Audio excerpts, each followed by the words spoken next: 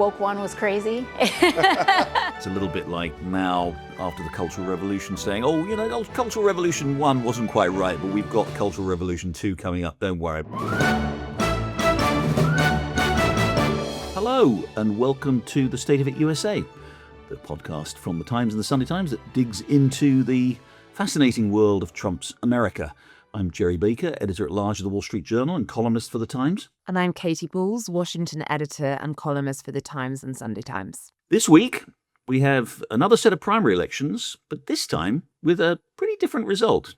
Those socialists took a bit of a beating for a change. Also, we'll be talking about the extraordinary story of President Trump and the food truck. But let's start off with another set of primary elections. This time, the most interesting one this week was in Wisconsin, where the governor's race for the Democratic Party was contested between a Democratic socialist. This is obviously the wing of the Democratic Party that is very much in the ascendant, that's been getting all the attention of late.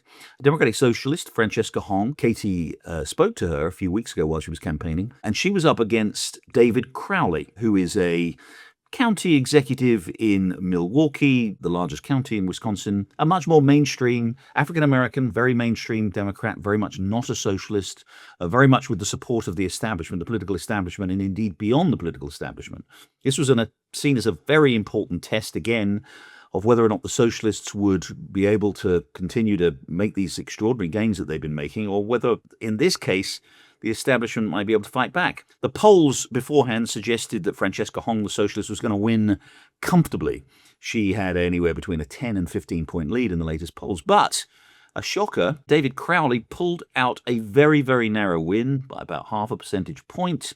You'll recall last week, obviously, in Michigan, in neighboring Michigan, Abdul El-Sayed, who's not a Democratic socialist but is very much aligned with them, he won narrowly. Also significantly underperforming what the poll said he would do. So this is a very important contest. It does look as though the establishment has struck back, the socialist candidate has lost, and it looks as though maybe Democratic voters in Wisconsin, alarmed at the prospect of being saddled with a far-left candidate in the general election in November, decided that they opted for safety, couldn't risk going with the extreme candidate, and went instead for the more mainstream Democratic establishment candidate. So, Katie, what were your impressions? So I think there's a few things to take into account here. As you mentioned, I spent a day following Francesca Hong on the campaign trail, and one of the things she ended up slightly jokingly saying to the voters who had gathered was, "I am not a communist, never have been, never will." And I think it spoke to the problem she faced in her campaign is that she was depicted as very extreme, largely because of things she has said, some of which were a few years ago. But she was trying to run a campaign which I think fitted with this spate of, left-wing insurgents winning primaries. You can date it back to Zohar Mamdani last year. He's also a member of the Democratic Socialists of America, as was Francesca Hong. And since then, some DSA-backed candidates, some who are more aligned, as you say, in Michigan, but don't have an official affiliation, coming up really with quite a populist, in some cases, socialist in others, pitch that often involves free stuff, a focus on Medicare, also a focus on Israel. But Francesca Hong was different, I think, because there has been a media circus in the past couple of weeks. I think every time I've looked on cable news, whether it's Fox News or something like CNN or MSNBC, she was getting a lot of discussion time. And she had said various things. She said abolish the Senate. She said that she didn't want to do that because it wasn't practical at this time. She said defund the police. She then said, well, as Wisconsin governor, she couldn't do that. And I think most notably and most impactful, she said in 2020, cancel Thanksgiving. And it got endless play. It wasn't just like things like abolish the Senate. And they're more... People think they're silly, I think, in the Democratic Party, and why are you talking about it? But it's also quite DSA associated. The right like to focus on it. The Thanksgiving message just got endless play on all sides. CNN asked her about it and she gave a half answer. Eventually she told Politico that actually Thanksgiving is one of her favorite holidays. But I do think it just set her apart from these other left-wing candidates, as if she was not just to the left in a way that made some uncomfortable, but was also quirky and a bit odd. And I think that has, from what we can see, I think really hurt her. And I think quite a few establishment Democrats, centrist Democrats, corporate Democrats, whatever you want to call them, are breathing sighs of relief because this is a purple state. It's not like some of these other areas where you've had insurgent candidates, in New York, or here in Washington D.C. when a DSA members got the nomination for mayor. This is a really competitive, obviously, race, and it's one that if you look at the state, when Trump has won the presidency, he has won in Wisconsin, and when he has lost it, he has not. So I think there are some relieved Democrats. I'm not sure what you're hearing, Jerry. Yeah, look, one of the things that people have been talking about all week with this, this apparent surge in the far left and the Socialists and the Democratic Party is the comparison with the Tea Party and the right in the Republican Party after Barack Obama was elected in 2008. You'll recall, Katie, that was 2010 was when the Tea Party really got started. Very sort of, right-wing populist movement, which ultimately probably begat Donald Trump, it's fair to say. And you got in the course of that, both the 2010 midterms and again the 2012 general election, you got a lot of these very radical candidates getting selected for winnable seats for Republicans. I can remember there was one famous woman who sort of described herself, said she, thought she might once have been a witch. There was a candidate who talked about legitimate rape. You had these very, frankly, unelectable freak show candidates. And they lost seats that the Republicans should have won in those midterms in 2010 and again in 2012 and again, I think even in 2014. And I think that there's a little bit of, more than a little bit of nervous among the Democrats that this is, among the Democratic establishment, that this is what we're seeing this time around. The Democrats are, by electing in primaries some of these far left candidates, Al-Said most notably in Michigan, and Hong would have been another one in Wisconsin, they're setting themselves up for defeat in what should be absolutely a banner year for Democrats and winning key states, whether at governor or Senate level. And so it looks a little bit like, again, people are stepping back from the abyss in the Democratic Party and what would be, throwing away a golden opportunity. One other very quick thing I'd say about it is just there will be another inquest into how badly the polls got this wrong. As I said, last week, Abdul al-Said was expected to have a sort of an 8 to 10 point lead. He won by less than a percentage point. Francesca Hong had a 10 to 15 point lead in the polls. She lost. One of the things that's going on is the turnout is much, much larger than people were expecting. And I think maybe it's one possible explanation for why the polls are so wrong is that they're not measuring correctly those who say they might vote, and they're discounting those. And in fact, they're coming out to vote in very large numbers. It's a problem right now in these congressional primaries, in these midterm elections. If this polling is still way off, if this isn't corrected in the presidential primary, which will be obviously in less than 2 years' time, and we start getting really, really wacky results in some of those early primaries compared with the polls, that will have real significant political consequences. Jerry, if we're looking at where I suppose the progressive movement is going, a lot of it hinges, I think, at least the view over here in Washington, on one woman, and that is AOC, the young-ish congresswoman from New York City. And she has lots of 2028 speculations surrounding her. Many will say she's more likely to go for a Senate seat than a 2028 run. This week, it's safe to say she's got a lot of people talking and everyone's attention. She revealed that she had frozen her eggs, and this is at the age of 36. It then followed that she'd also separated from her fiancé. You also had her then giving an interview on US TV where she talked about a range of things, one of which was this progressive movement. And she gave this answer about how perhaps woke one was a bit much. Woke one was crazy. There was a huge opening of the Overton window. We were shut down. There was some of the highest unemployment rates that we have seen because of those shutdowns. Yeah. And I think that the doors were really open in trying to entertain any and every policy that was going to get us to a better place. Jerry, is that trying to kind of reset the narrative ahead of a potential tilt when she's talking about how things have changed on wokery? Yeah, so look, the first thing to say, I think, is that, those of us who have been pretty hostile, shall we say, to woke and regarded as one of the most terrible sort of political and cultural phenomena of the last 20 years, should first of all welcome some acknowledgement by one of the advocates of wokery that actually they went too far and became not only absurd but actually rather menacing and oppressive. If she's saying that was wrong, then good. I mean, part of me sort of wants to say, well, it's sort of not quite good enough just to sort of dismiss that as woke one.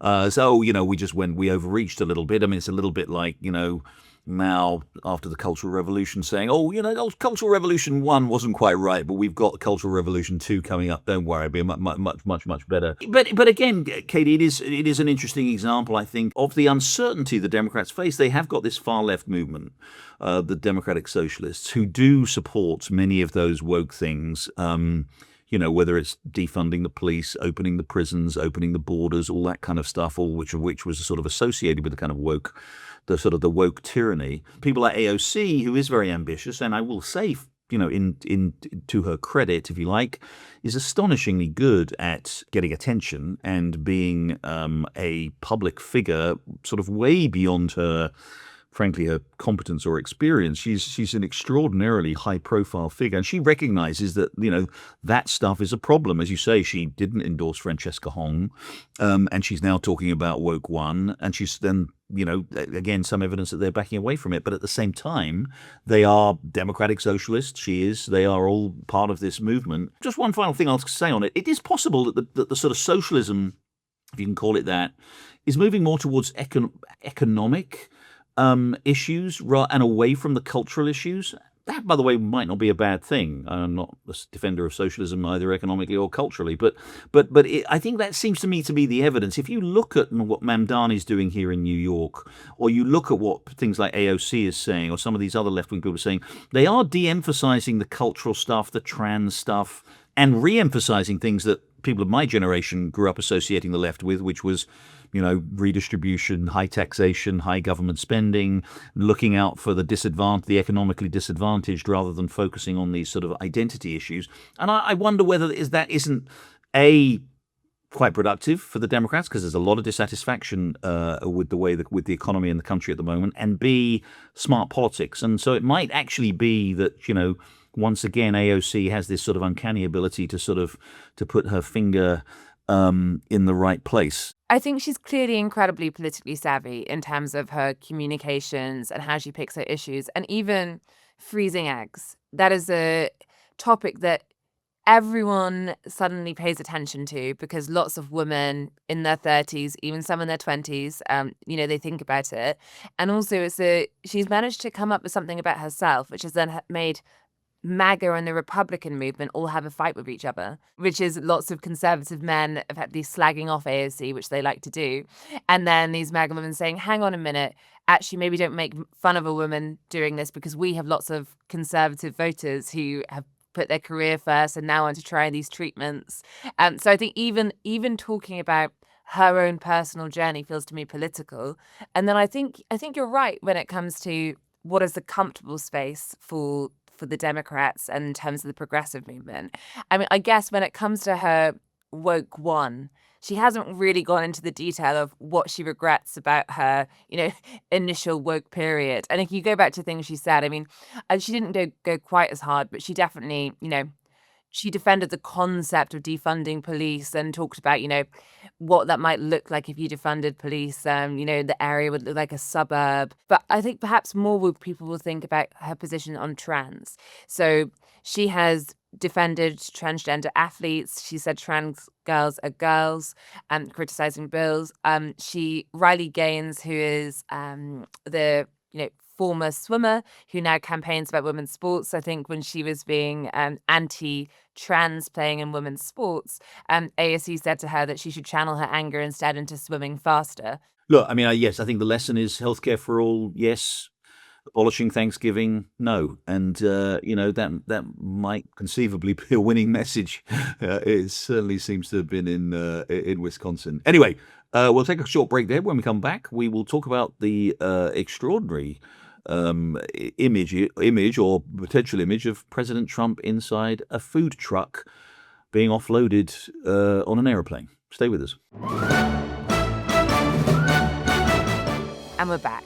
Now, this week, there's only really one story that has been dominating the conversations of the White House press corps, which is effectively what happened on the plane back from NATO in Turkey. The Washington Post first, and this is something I talked about on the radio this week, uncovered details, and other US papers have since joined in, of the fact that Trump had initially flown, and this was known, he had flown to the NATO summit on his new Air Force One, which was a gift from the Qatari government.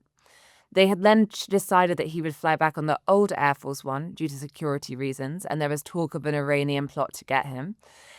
But what we didn't know until this week was he didn't actually get on the old Air Force One, or maybe he got on it very briefly.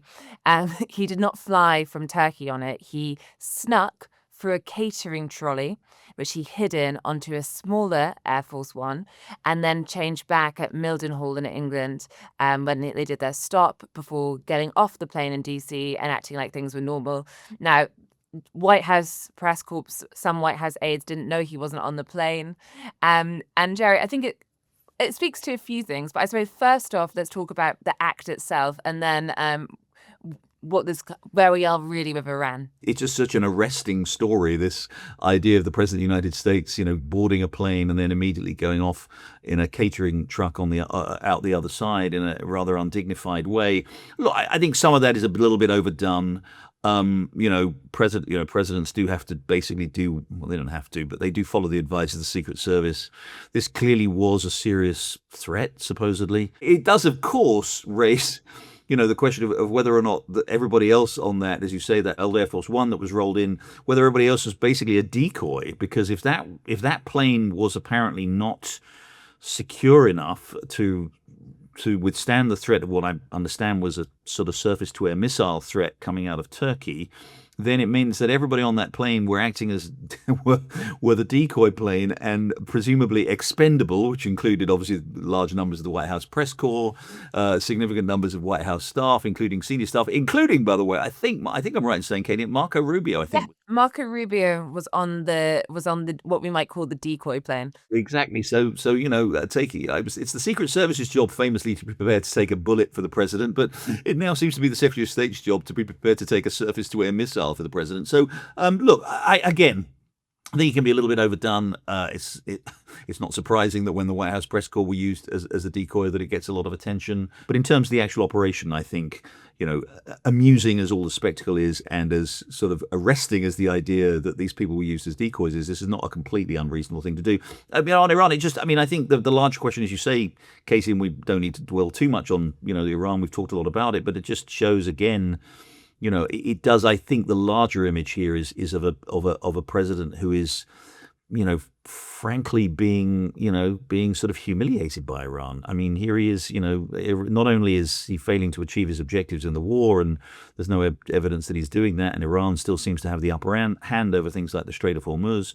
But they're forcing him to take rather, embarrassing and hiding catering trolleys, embarrassing, evasive measures. Yeah, I think it adds to the sense that he is not in control and is not over in the way he wanted to be. I mean, there've always been threats, on Donald Trump's side from the Iranians, we've heard, and the Iranians will also put out these, they put one out recently saying, we want to assassinate Melania Trump. And I think some in the White House will be a bit like, the press shouldn't be giving all this stuff attention. They will say, we get these death threats all the time.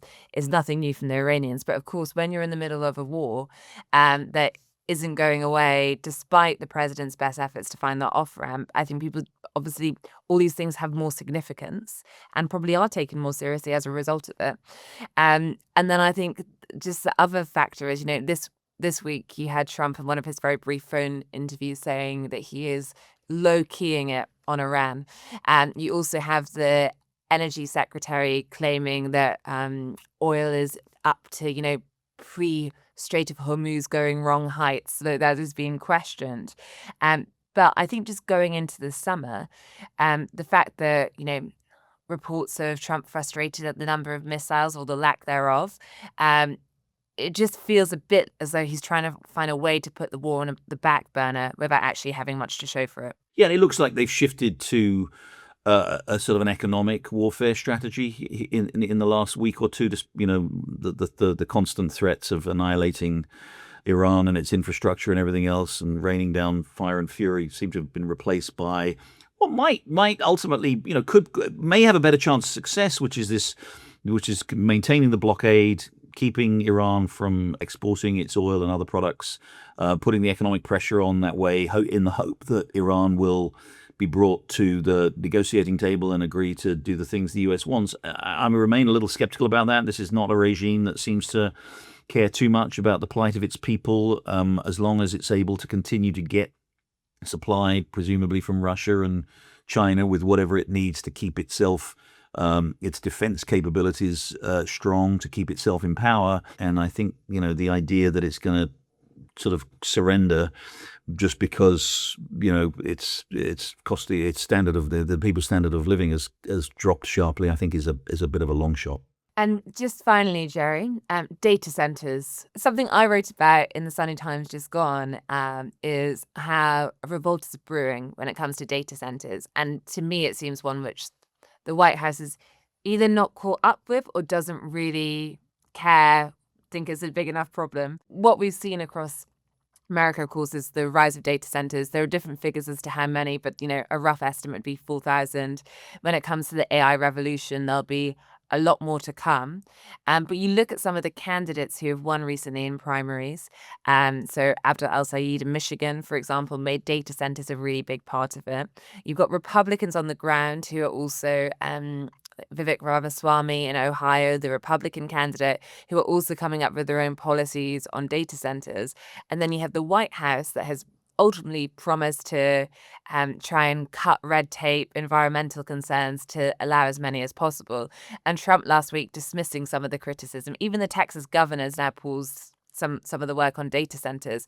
And Trump saying they're effectively beautiful buildings and they're going to be the next oil. So everyone should have effectively stopped going on about them and get behind them. Jerry, do you think this is a problem to come? I do. I mean, as you absolutely point out, and you pointed out this week, Katie, that this is a bipartisan issue. As you mentioned, Greg Abbott, the governor of Texas, has promised to limit significantly the building of these massive hyperscale data centers in Texas. The governor of New York here, Kathy Hochul, imposed the first statewide moratorium on the building of these large data centers. This is, something like 75% of Americans say they don't like these things. They don't want. It's partly NIMBYism, of course.